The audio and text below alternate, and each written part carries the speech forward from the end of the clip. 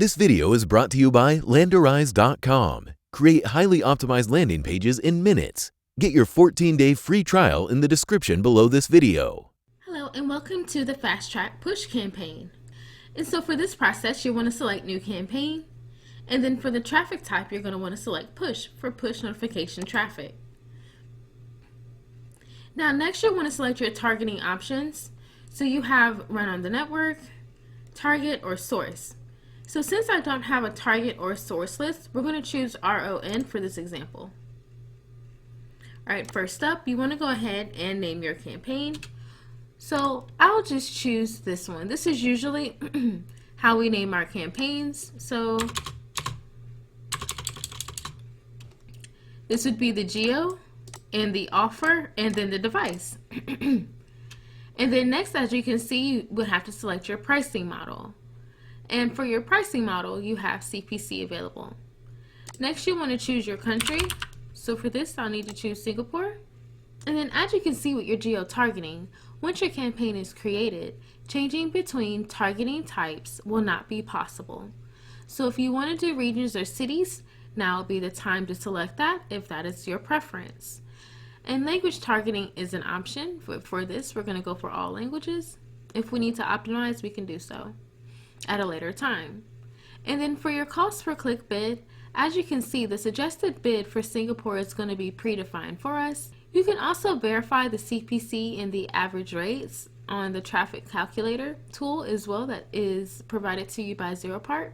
But what we'll simply do is we'll go with this in order to achieve a decent win ratio percentage.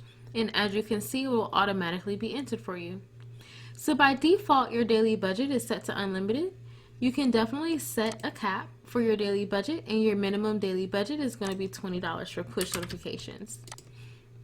You can also set a maximum campaign budget.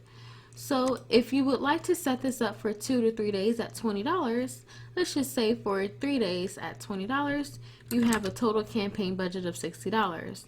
And then as you can see, you can opt to get a notification when you are out of that budget. And then next you can set up your sources daily budget as well.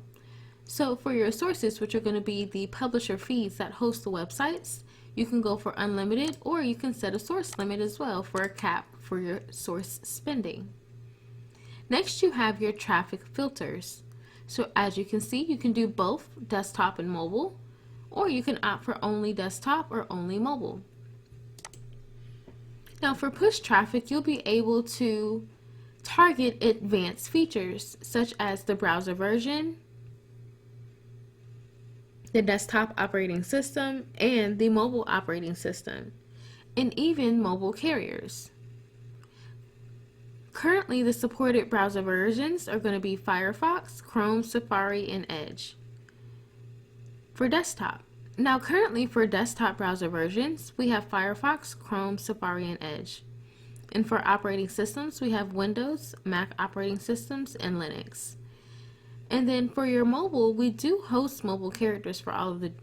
And then for mobile, you will be able to find multiple mobile carriers. But for the operating system, you can only target Android phone or Android tablet.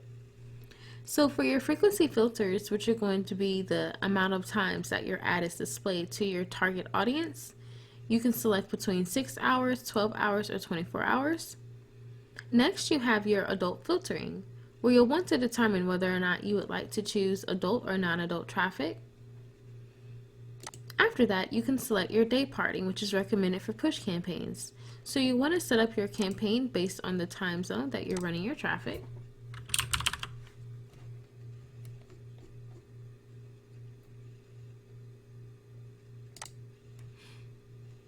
And then if you'd like to modify by the day of the week or the hour of the day, you can do so. And then for your push create, and after you've selected your day parting options, you'll want to go ahead and set up your push creative specifications. So the dimensions that you can use a maximum of 10 files. So you can upload a maximum of 10 different icons. And then the sizes have to be 192 pixels by 192 pixels. And up to 200 kilobytes in either JPG or PNG format.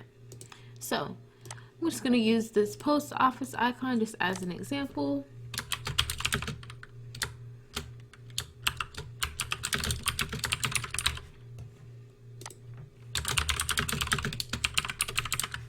And you can add your emojis as well by clicking on this icon to customize your push notification. And then you can use the preview once your campaign has started.